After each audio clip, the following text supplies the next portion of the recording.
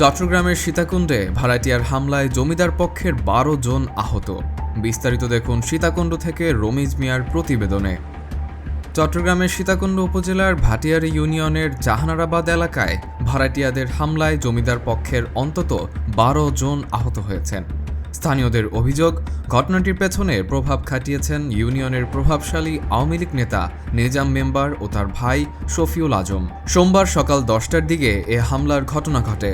প্রত্যক্ষদর্শীরা জানায়, নিজাম মেম্বার ও শফিউল আজমের নেতৃত্বে সালাউদ্দিন আলাউদ্দিন সহ ৩০ থেকে ৪০ জন দেশীয় অস্ত্র নিয়ে জমিদারদের ওপর অতর্কিত হামলা চালায়।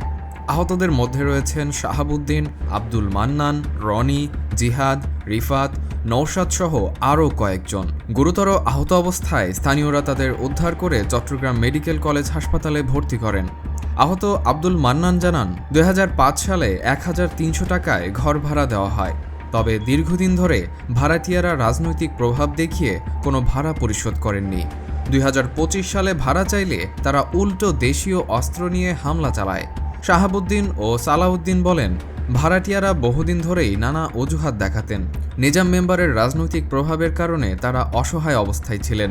সরকার পরিবর্তনের পর ভাড়া চাইতেই হামলা চালানো হয় এবং হুমকি দেওয়া হয় তারা ভাড়া দেবেন না, চাইলে যা করার করতে বলেছে। এ বিষয়ে নিজাম মেম্বারের সাথে একাধিকবার চেষ্টা করেও যোগাযোগ করা যায়নি। স্থানীয় বাসিন্দাদের দাবি, নিজাম মেম্বার ও তার অনুসারীরা দীর্ঘদিন ধরে এলাকায় প্রভাব বিস্তার করে সাধারণ মানুষকে বিভিন্নভাবে হয়রানি করে আসছেন।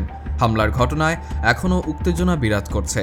তবে ঘটনার পর এখনও কেউ আটক হয়নি এবং কোনো মামলা দায়েরের তথ্য পাওয়া যায়নি।